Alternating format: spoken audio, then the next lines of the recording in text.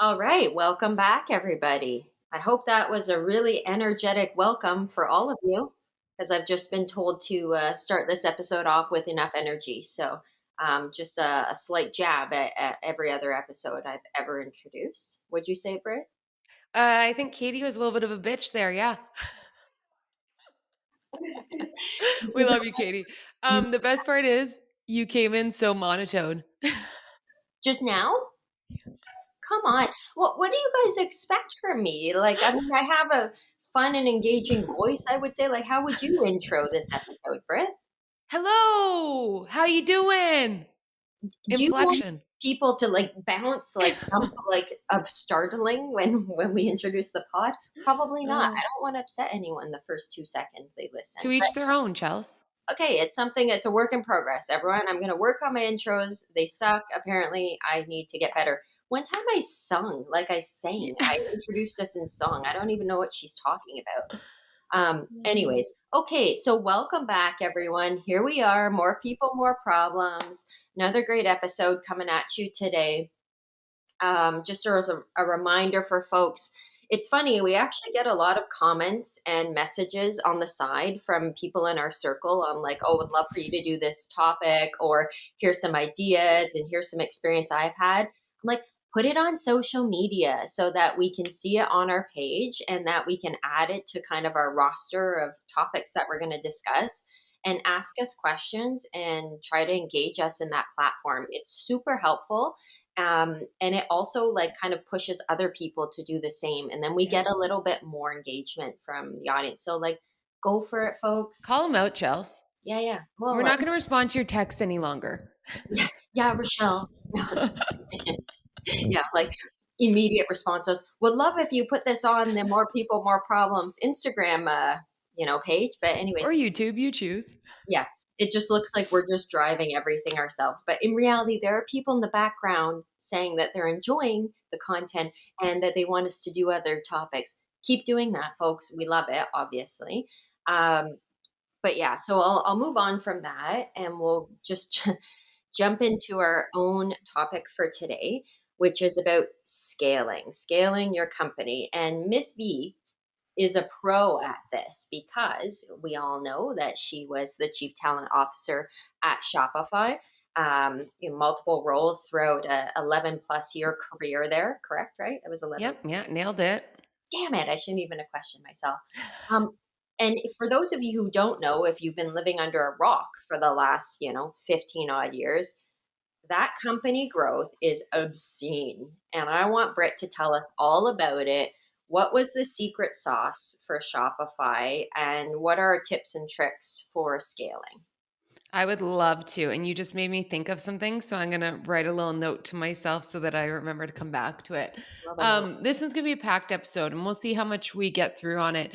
But I'm going to try and focus on the talent org when I'm talking about this, just because that's what I know. But I'm obviously going to bleed out into the overall growth of an organization and not just, let's say, a team within that. But really, it's like, how do you build and therefore scale to an increased impact talent team or organization? What does that mean? And there's a lot of like things within this. It's interesting because when preparing for the episode, I went back and was like looking at just more, research on scaling in organizations and read a few articles and stuff.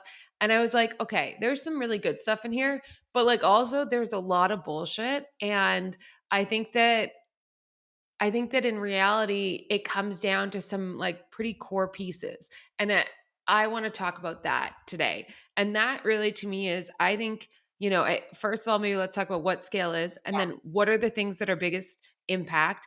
And what are the insights and strategies you can do to drive through it or to continue it? So let's Okay. start with like, what is scale? And Chels, I know before we jumped on this, we were just chatting about it quick. So let's get into that. Like, out of your research, you had a definition of scale.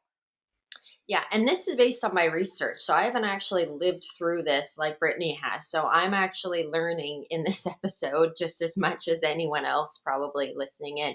So for me, scaling is about growth, and whether it's like maybe it's your team growth, maybe it's profit growth, but it's not like an incremental growth, trying to go from 200 million profit. I mean, if you're so lucky, to 240. It's like going from like 200 to 400 to like 100 million to boom, boom, boom, like massive chunks of growth throughout your company's kind of lifestyle cycle.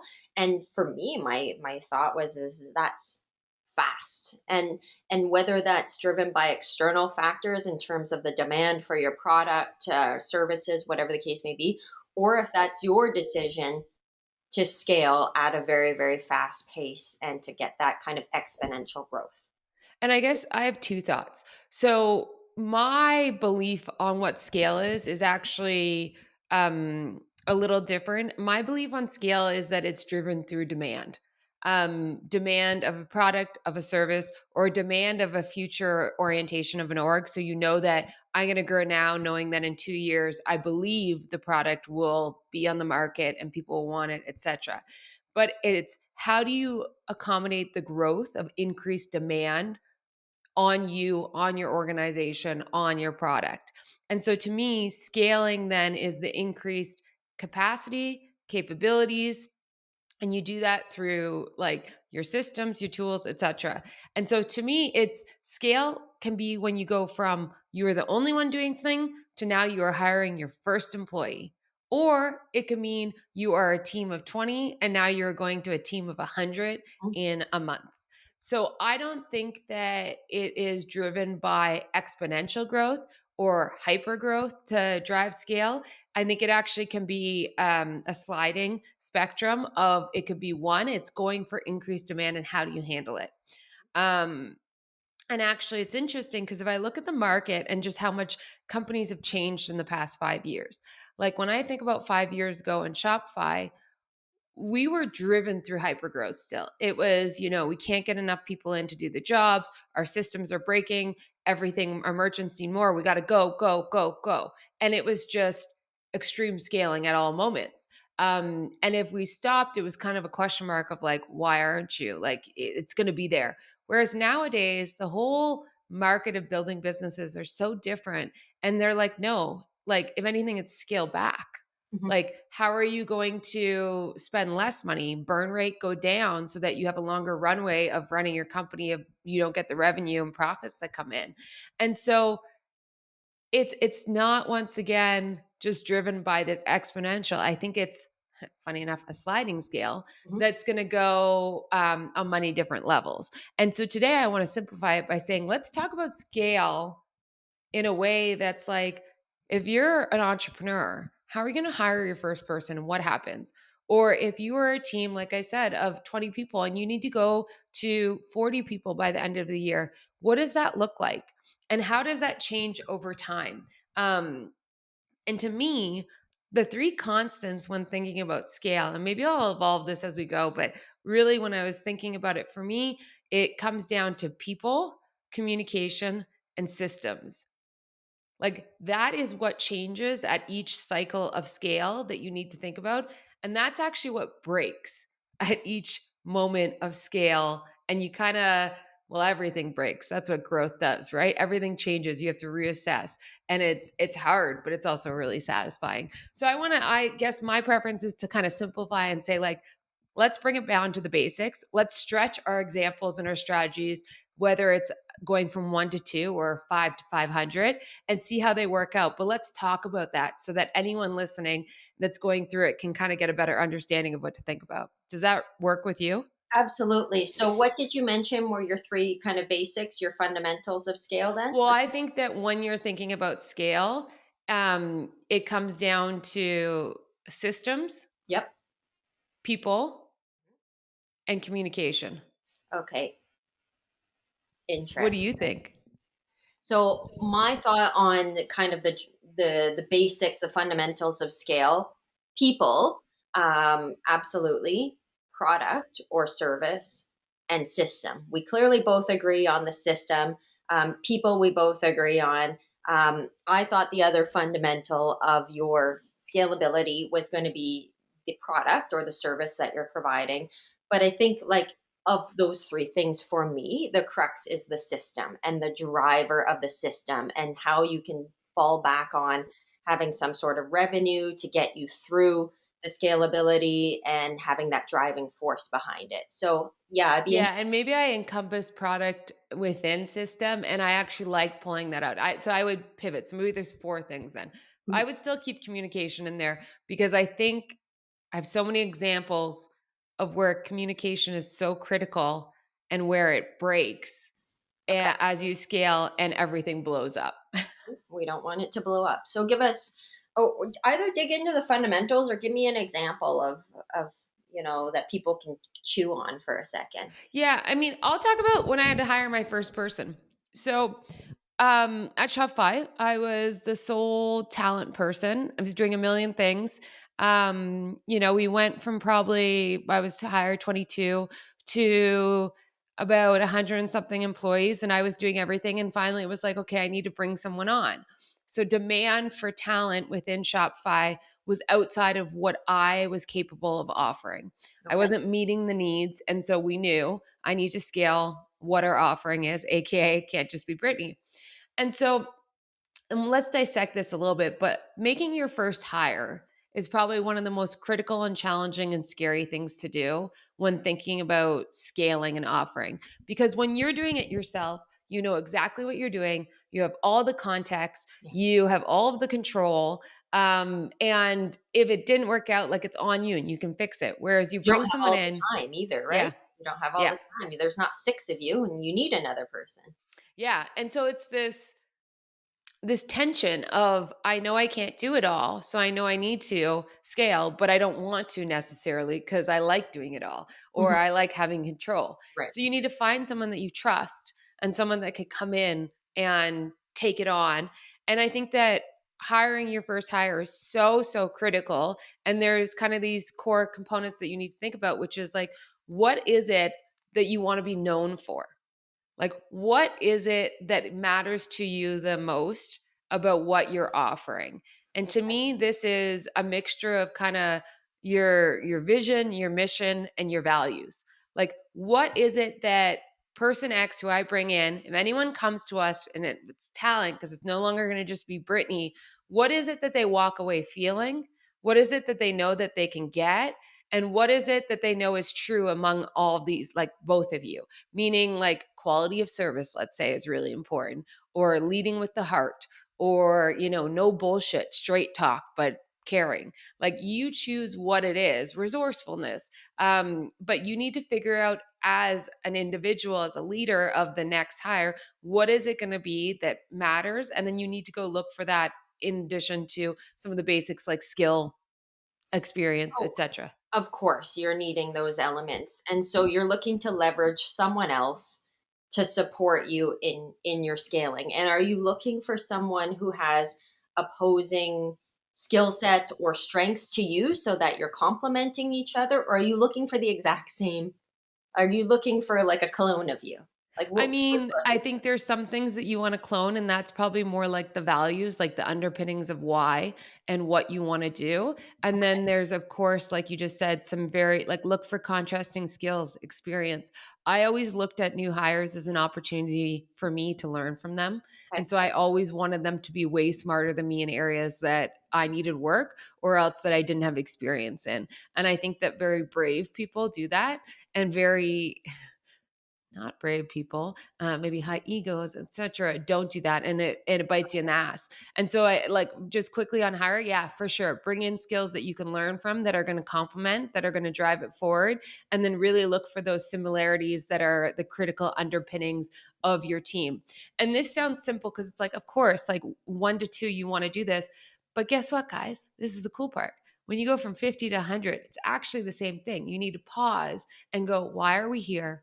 What are we doing? What okay, matters and what drives decisions across the org that we want to continue, that people will know, oh, this is talent in Shopify, and write that shit down. You know, that is what is underpinning the similarities, and then look for those differences. okay, Um, but I think that when you bring that person in, just talking about communication. So let's say you bring in the right person. And luckily I did at Shopify. Shout out to Miranda. She was fabulous and still a good friend today. But she really was kind of experiment, which it all should be in the beginning, and it worked out great. But communication broke down because everyone in the org was so used to doing things a certain way. They all emailed me, they all popped by my desk, they all came to me. Like they knew the players and they knew the communication. Miranda came in, and all of a sudden they were like, well, what do I go to her for versus you? And then some people like Miranda more than me, so they would naturally go. And then we would forget to talk. So I Totally. think that communication generally is the first thing to break when you scale anything. And you really need to take a moment to set up some, and So, maybe like, actually I'm just are we talking saying, myself like, into roles and communication. responsibilities and then Well, ensuring. yeah, and I was even gonna just say, like, communication really is a system. So maybe it actually goes in and I'm just, like, highlighting it as the most important system that you need to work on. But Right. you're right, it's like roles, responsibilities, open, like, a great methodology, like, a great strategy to or best practice to use is actually something like a Scrum Agile method. When you go and you scale and you go, let's say, 1 to 2 or 50 to 500, putting in a practice like a scrum, which could be an every morning at 8 a.m., you huddle together and you give a quick update of what's going on. It's agile, it's real time, it's moving. And you're like, hey, here's the top 3 things I'm doing today. Here's someone that came by yesterday that needed something, just so you're aware. And really, what it's doing is it's building a new system of communication so that you guys are in real time and things aren't getting lost and broken because things have just changed and scaled. And so, like that happened to us, and we didn't have the experience or knowledge to be like, oh, we need to put in a strategy here. And so we went through a lot of just kind of messiness. Like it was really Right. challenging. Like, one of us would go off and do something and we would just forget to tell each other. And so communication and getting on the same page, I think, is one of the most critical things when you start to scale. So you're leveraging another individual in terms of scaling your talent team.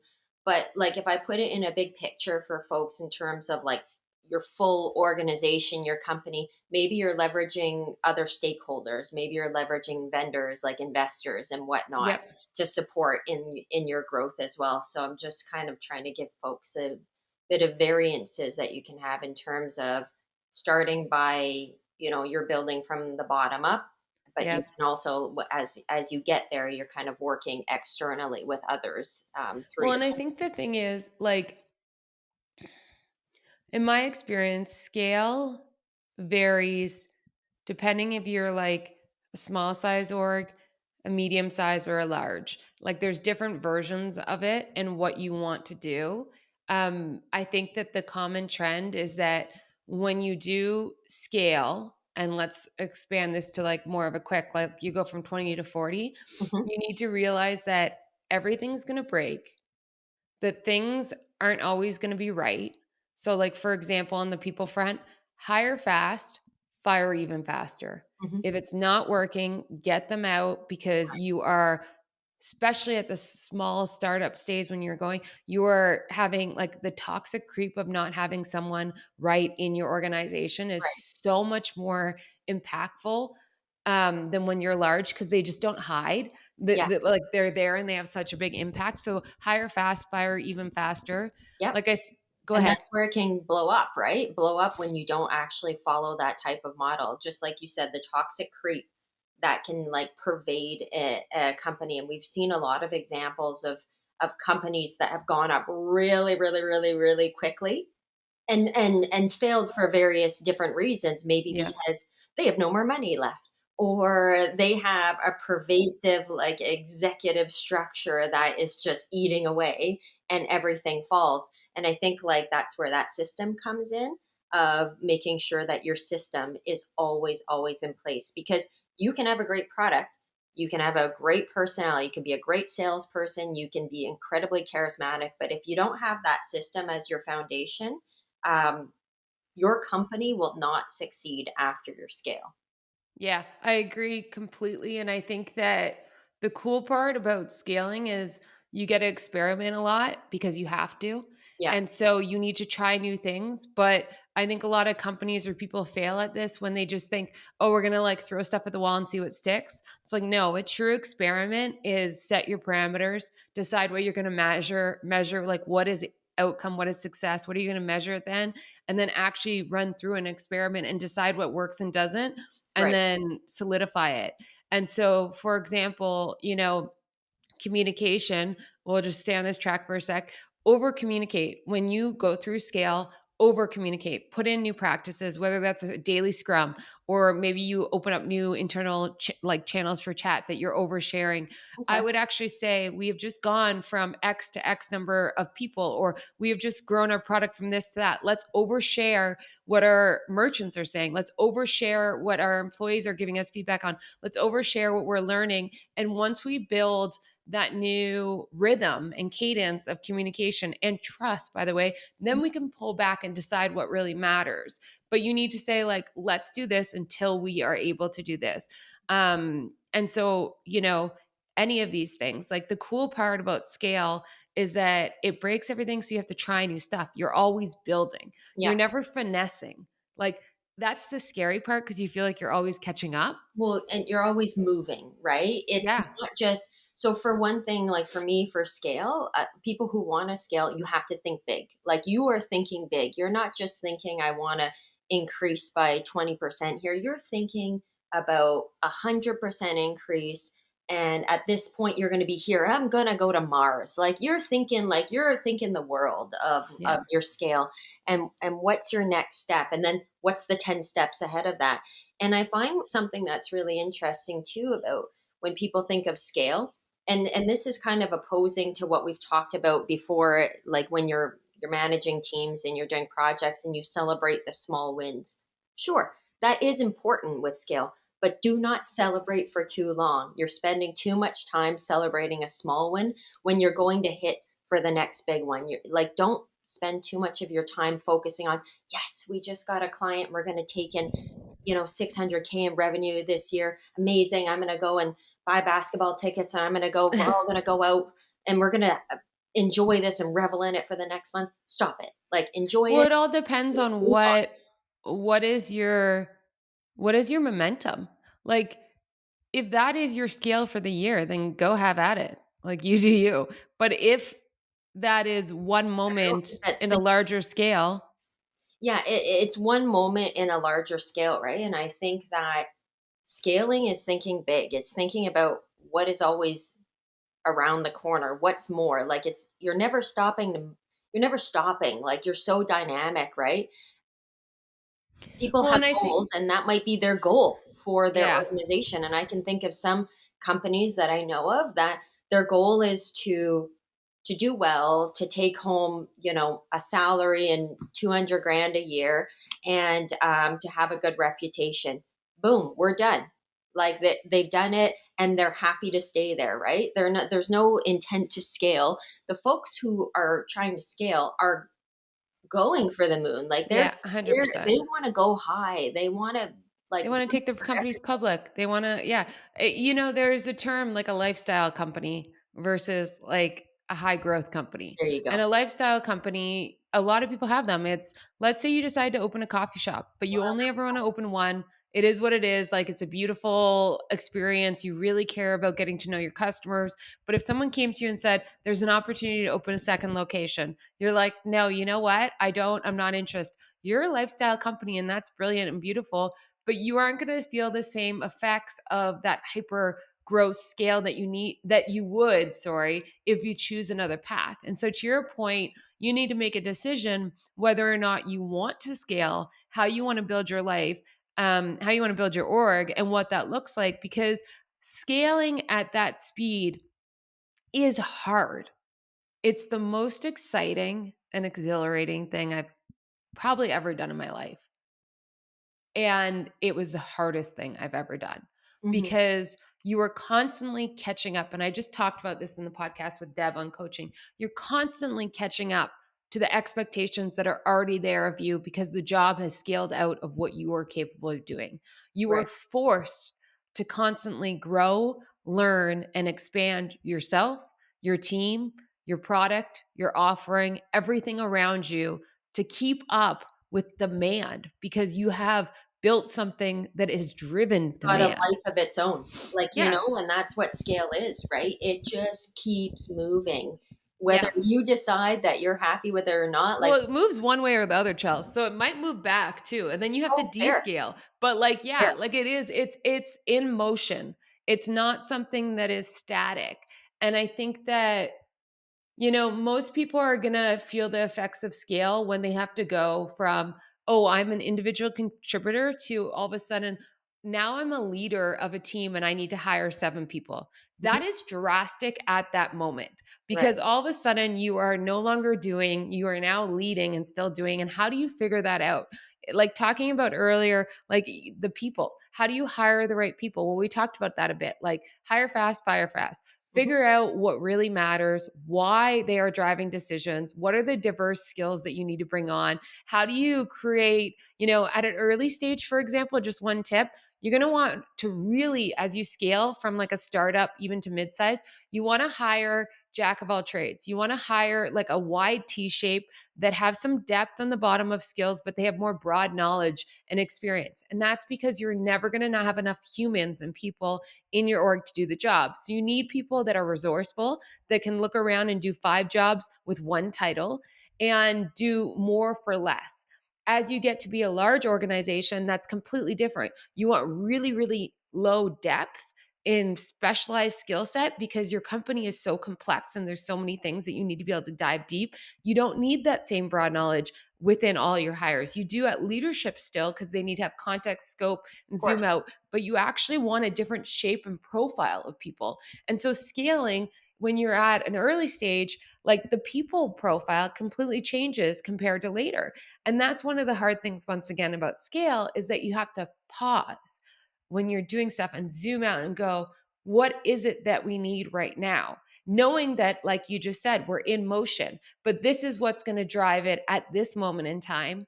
And that could mean that in a year's time, if we double again, these people either need to evolve and have a growth mindset and change and then maybe go deeper in skills, or Right. else they're going to get fired or be let go because they no longer serve what the need is. Mhm. And so part of scaling is a little ruthless. Yeah. You can do it in a caring way. And I think that's really, really critical. But you have to be very logical. You have to be very like, here's what we're doing. Here's why we're doing it. Here's what no longer serves us within the tools, the Okay. processes, the systems. And here's what we need to build. And here's what has served us. Like it's an inventory and zoom out of all of it at once at one point in time. And then what needs to change. So those folks that you will have hired in the beginning when you're a small organization, T-shaped, generalist, ability to kind of do all things, you're likely, I mean, and they may be that, and that's fantastic, but you're likely when you're hiring them, at least you're looking for adaptability, that growth mindset, the seeking of knowledge and that learning, right? Because eventually, like you said, if you're going to scale, you want them to move down and possibly find a specialization somewhere where they're going to build some of those complex skill sets that you're looking for as you scale your organization, right? Because, like you said, I don't need this top of the T anymore in terms of my work. Now we've got 100,000 people. I need the people who now become a designer or the people who become, Yeah. software engineers. And I get that some of those titles, some of those roles require, Well, certain. if you think about it, if you're building like, let's say you're building a shed in the backyard by yourself, you need all the tools in the toolbox. You might buy some funky tools that are multiple purposes because you're doing it all. You just want to grab one thing and go. Yep. Whereas if you're building a mansion, you have one person that is nailing everything. You have one person that is doing drywall. True. Like it's so much like at that scale, at that size, you need very specialized skill sets to be able to handle and deal with it. But when you're doing a small project, when you're being more resourceful, you need a switch army blade. Like you need to be able to convert and change A and be multi. able to do it all. Yes, a hammer and a drill, and you're good. You've got Yeah. everything you need. But Yeah. The that's a other thing too great is example. what was I just thinking? Oh, I think when you are small and you're starting to scale, one of the biggest pitfalls that I will warn everyone about is you will have so many needs because all of a sudden, obviously, like demand has gone up. So let's say it's a product need, and you're like, okay, to build this product, we need more technical skill within, let's do a very topical one, artificial intelligence. We know Okay. that that's going to be a game changer. And if we do that, we'll drive up demand, da da da. So then you want to go out and you find like the best person that has AI experience that's going to come in. But one of the issues that happens is you go out and you find someone who can talk about it, that is like knows everything about it. But you get them in and you realize they're really good at talking about it. They know all the things, but they haven't built anything to do with this for 5 years. And you go, shit, what do I do now? The dirty truth is you just hired a professional that knows how to talk about it, that has done research, that has done and is very brilliant.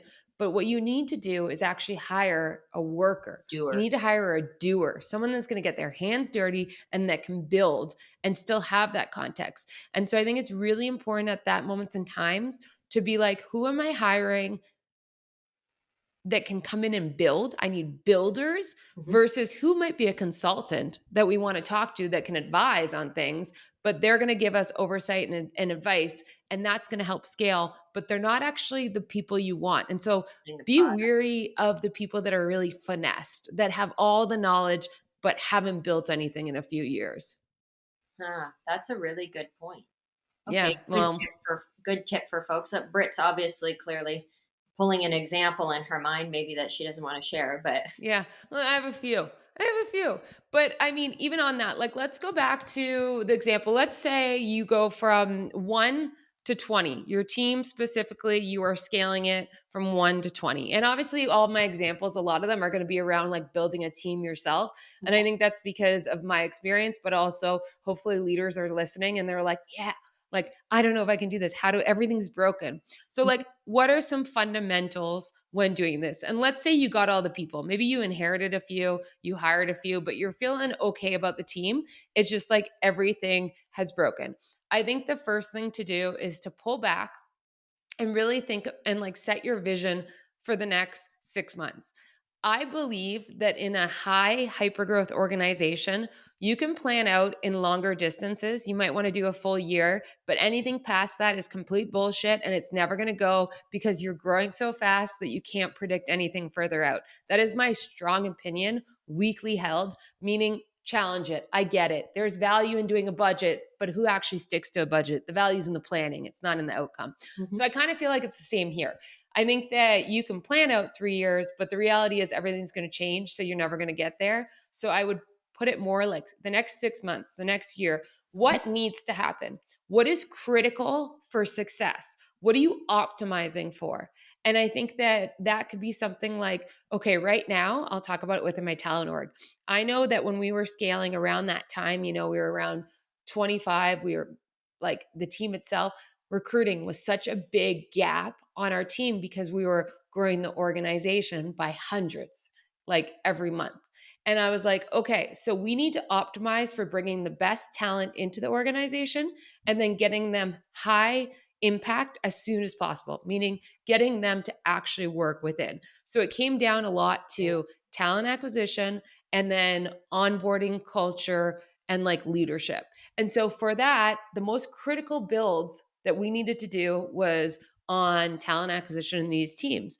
Well, I think that's really important to say and to actually focus because I think during scale, one of the things that happens is it gets so scary and there's so much and everything's breaking. You want to do everything Mhm. and you will never succeed at anything because there is a laundry list, the length of the biggest novel you've ever read. And so you need to focus. Focus and be specific about what you're optimizing for and what you're building, and then communicate, communicate, communicate, and have open conversation. Okay. So that's my first thing. Okay. Well, I was Sec gonna ask you a Oh, go question, ahead. but you're still Yeah, no, going no, go on. ahead. You're still Let's going have the on. conversation. Okay. No, well, I was actually kind of going in. I wanted to ask you a question about pitfalls during the scale, like Yep. when you have issues and whatnot. Are we doing fixes? Are we doing are we band-aid fixing things? Are we looking for the optimal solutions? Like, what is your perspective on You when mean like shit when you're goes in the wrong? moment where everything feels broken? Yeah. I think like pulling back to that, I think there's no one answer. I think it's yes to all. Like in some ways it's band-aid fixes, In some ways, you're like, "This isn't working, we gotta scrap it completely." And in some ways, you're like, "This is perfect, now we need to, like, really automate this because we no longer have to have time." So I think it's a mixture. So, for example, you have now your vision, you know exactly what you want to do for the next you, let's say you've had your values, you've over communicated it, because I think that being highly aligned on what's most important then allows you to be loosely coupled to handle all the messiness that is scale. But you need to be highly aligned on what those critical items is. So that's like what you're doing, what matters most, what behaviors you want to drive, and communicate. And then things are going to break. So you're going to try and hire 100 people. Well, the way you hired 100 people over the last year, now once you try and do that in a month, it breaks in 50 different What do ways. you mean by break? Like, tell me an example of break. Well, okay. So we used to do the life story as the first interview, and we would say culture fit and really go in and spend an hour and talking about, how people, we would try and get to know within their life how their strengths came out and what values they had, and whether or not they would then be able to display those in Shopify and whether that would lead to success in the organization. The way we did that was a very long interview, and then after that, there was like another sometimes 6 or 7 interviews with different people to then make a decision about whether or not we were going to hire them. When we started to say, okay, now we need to hire 100 people in a month, that timeline and the amount of, well, just purely the amount of All time we the put into that interview checkpoints. Yeah, process, that's a we lot. couldn't do it. So it broke. Like we had to pause and say, no, okay, what's the most critical moments in time? What do we really need to measure for within the recruitment process? What can we let go of and see if that actually matters? Once again, tons of experimentation, Right, tons of measurements around whether or not it's working, and we cut it down in half. right. Okay, And actually, I think we cut it down even more than that. And then we added some back because we realized we were missing pieces. okay. And that's a piece of the scale, is that you might take things out that really work that you didn't realize, and you need to add them back in. But if you don't measure for it and you don't actually do an inventory of it and, write down what do we take out, why, and then all these things, you won't know what to put back in. So that was like one example of it where it just like Okay. the way of doing it no longer served the outcome that we needed. Okay, that's a great example. I just wanted people to Yeah, understand another example. break. Sorry, you just made me think of another one. Oh, So the way that, like, think about any type of HR issue. So whether it's like, okay, you're a manager and someone's not performing on your team, or else, someone's going on mat leave, or like just pick your poison there. We used to always say just pop by the office. Come talk to us. We'll have a quick conversation, then we'll figure it out. That worked when it was a few of us in there, when the company size was manageable and we were getting like 1 or 2 pop-ins a day. It actually was brilliant because we got to know people face to face. We actually had to have conversation, and it connected us as humans instead of HR behind a desk. sure. Well, when we were thousands of employees, if we tried to do that, we wouldn't be able to work. Yeah, And everyone so at your door.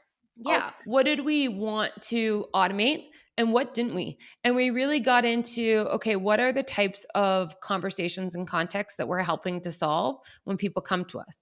And so, like benefit questions, a lot of that is actually pretty standard and people can figure it out on their own if they're resourceful enough. The annoying truth is people are lazy and they don't want to go look for it. And so then they come to you. So we said, fuck that, go figure it out yourself. And if not, here's like a yeah, hotline tools. help. Here's some tools. Here's a hotline. Yeah. Here's our intranet to go and like you can find everything you need there. Exactly. Whereas, like a conversation about someone's employee and how they're performing and how to handle that, there's so much coaching that goes on in that conversation between a talent person and a leader. And there's a lot of partnership. And so that would never be automated. That is always something that we're like, let's use it as education, as a support partnership. And so, like, we never automated that. We always made sure that was done in a real time conversation. But That's a human. That's a very human thing, yeah, and I think similar to like labor issues or like values and ethics discussions, someone needs to disclose something to you, and I can be like, "Oh, go to this inbox and send it yeah. there." I mean, there's some very sensitive things that need to have a human discussion. And I think that's what you're saying is you prioritized for what was your high value, right? Yeah. Yeah. And I think this is This is like an inventory of your systems, how your internal workings are working, whether that's a process, a tool, just a way of being, an informal system. Like, how does it work at this size versus this future? And what's going to break? What do you want to experiment with? How do you want to change it? And what do you want to automate? I think that's an ongoing conversation you need to have with yourself, your team, and someone supporting you as you scale, because that is what's going to break the most and needs to evolve and be better every single day. So there's all that. As a leader, I just want to like maybe highlight this for a bit. I think that this is the this is the scariest piece. I alluded to it earlier, where it's like some of the most exciting and challenging times because you're always wondering, am I going to be able to do that next job? And you know it's changing and evolving. And you question because what worked yesterday, you're like, is it going to work tomorrow? Right. And what I'm really strong at, am I going to be still strong in it? And if we're being really honest here, I was able to scale from, Shopify when I joined to Shopify when I left, which was a public company, fastest growing in Canada, I think high up there in North America, public company, very well. But I didn't want to scale to that next version.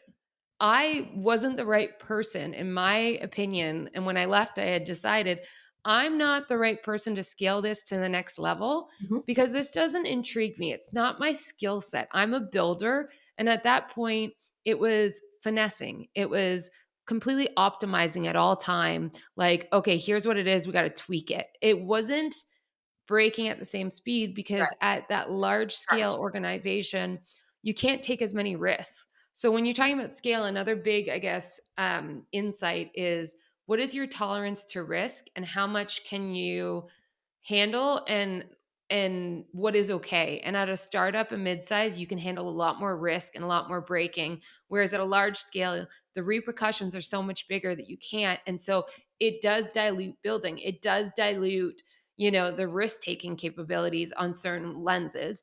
And so that wasn't for me. And I think that you need to reconsider that at every level. And like as a leader, I remember when it was my team of, let's say, six, I would have conversations. We would do Scrum daily. Like I said, we would have conversations all the time. We were in one location. And then we went to 15 or 20, and then we went to 500. And it vastly changed how I needed to show up and the strengths that I needed to have. So one of them being like, when you have a small team, you can kind of go one to one, and it's really easy to get decisions done and get things and like to customize your approach to each person because you only have, let's say, a 5-person team, and you can really like bring the right things together, but kind of tackle individually. When you have a team of 500 people or 1,000, you can't do that. You need to build new systems to communicate out. You need to have a more holistic approach to like, here's what we're doing, here's the overlaying communication. And then you have to utilize the people below you to Of course. pass that out and explain it below you. There's just so many differences in your approach. It's yeah, Another it's big one is like depth of knowledge. Sorry, go ahead. I was just gonna Right. say it's completely different when you Yeah. scale to that. Yeah. Like, you're pulled away from it in such a sense that you're not the talking head at the top, but you're no longer, like, in the weeds with the small team that you're used to.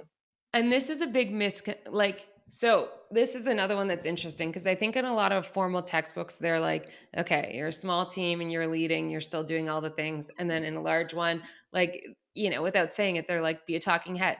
Like, you can't get into the weeds ever. You need to stay at this high level and be able to do it.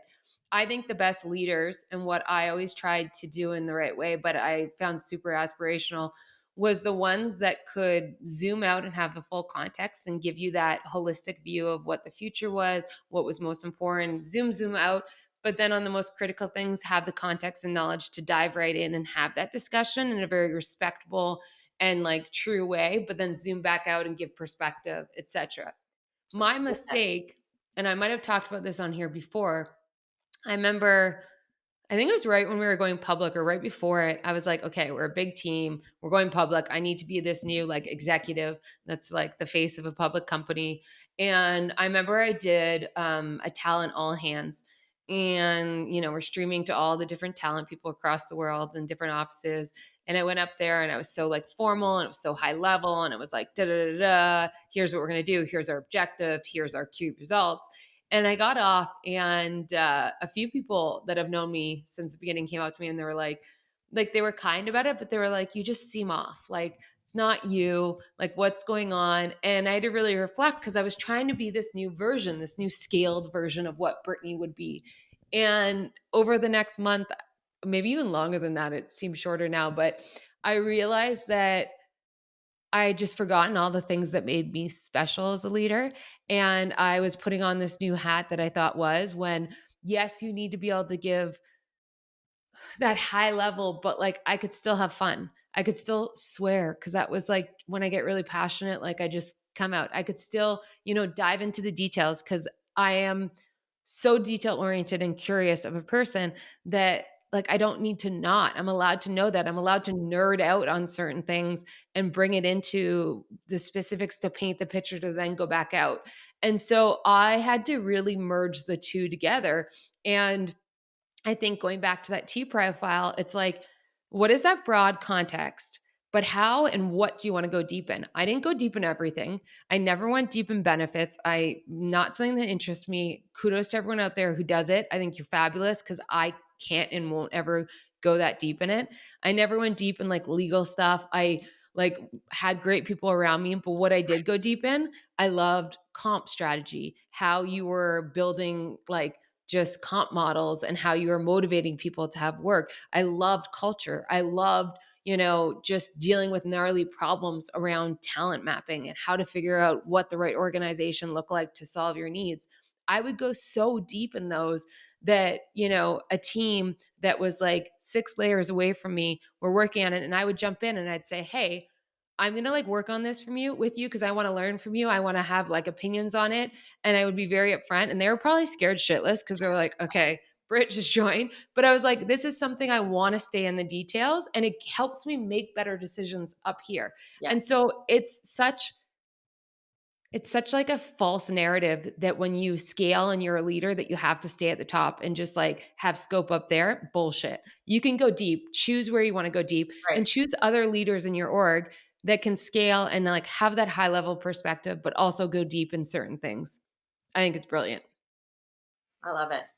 I think that's great advice, Britt.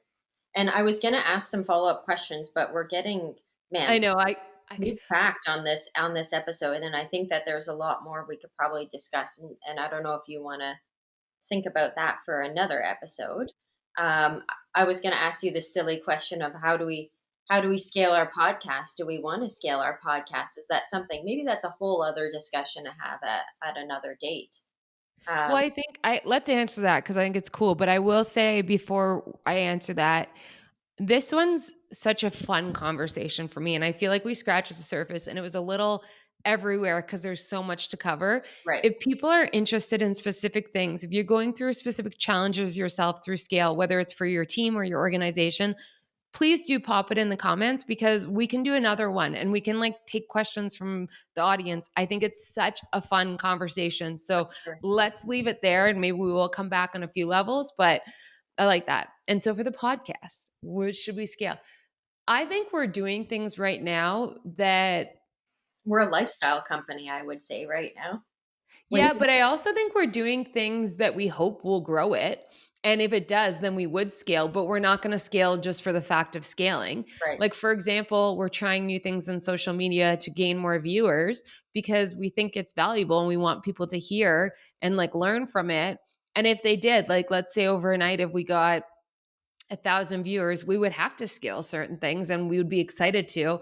I think scaling breaks when you're doing it just because you think you're scaling, mhm. like, oh, let's scale to scale. It's like, no, drive. Why do we want to scale?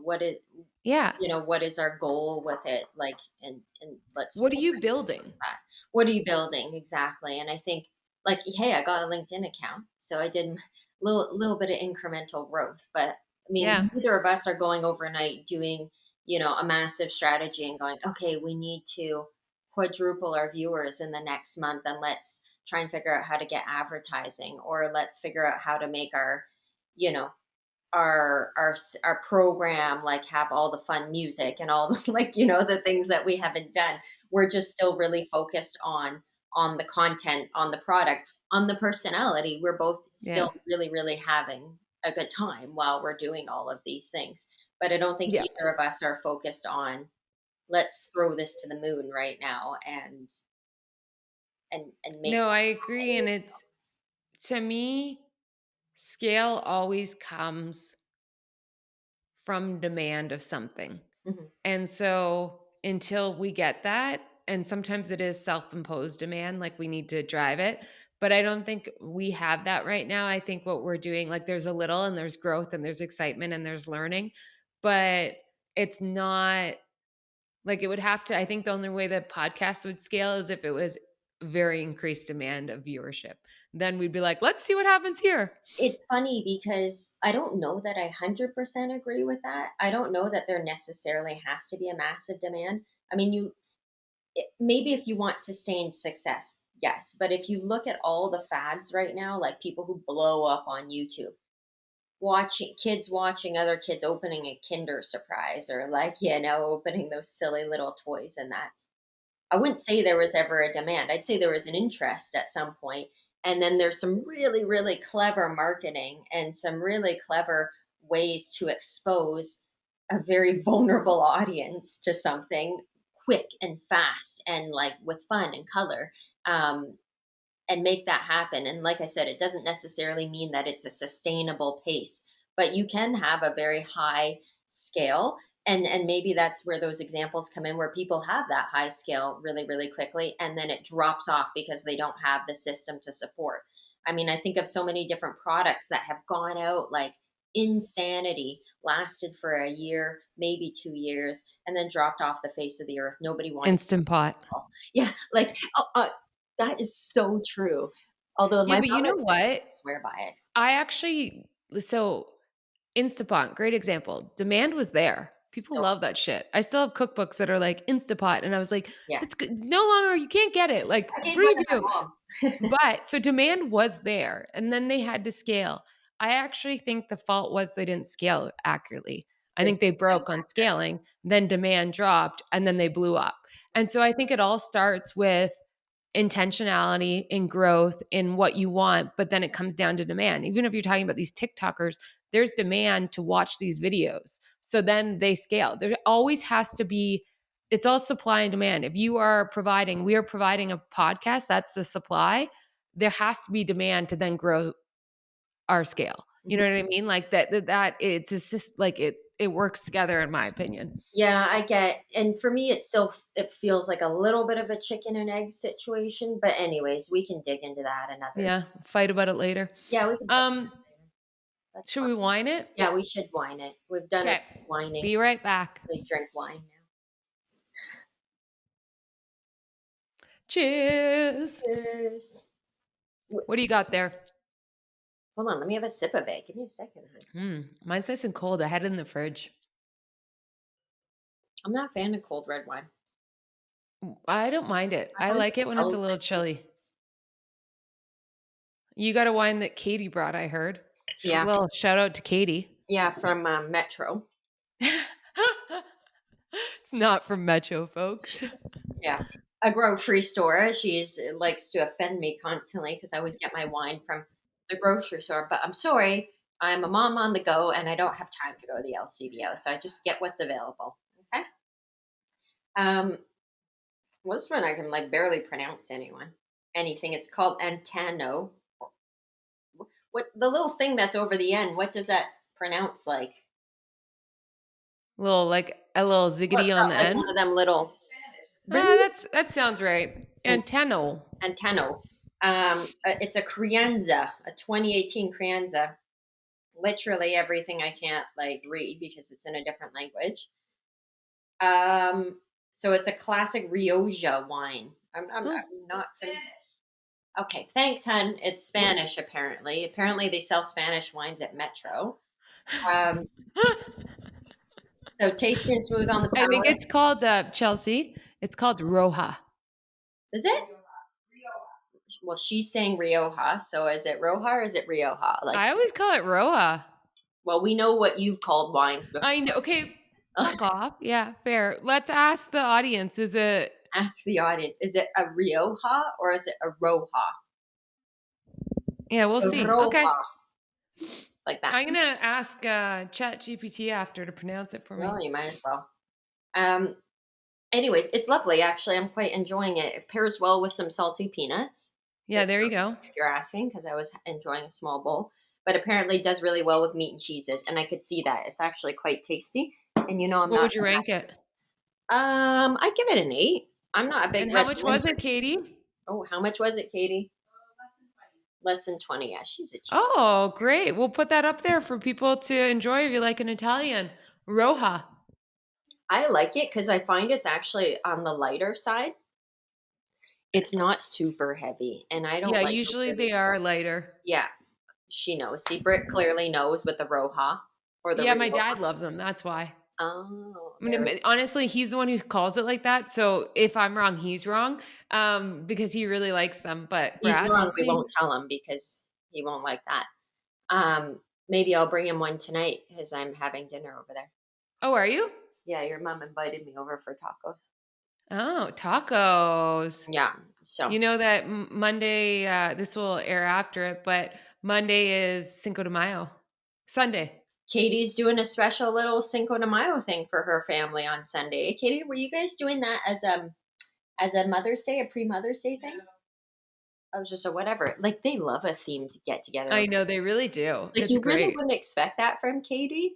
She Oh, freaking loves a themed thing. It's yeah, hilarious. they do it very often.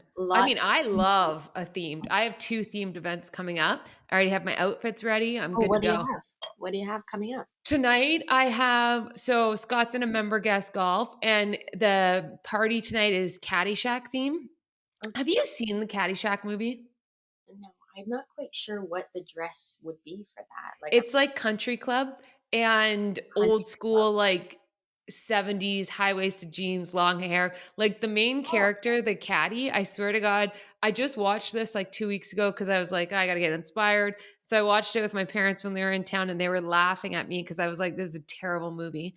It's so old, but it's okay. funny. But like the main guy looks like my dad from photos of when he was in high school, like high, tight jeans. My dad was thin then, long hair. I was like, Finn this is the then. vibe. Poor Brad. He's really getting the shit on this episode. But back when he was thin. No.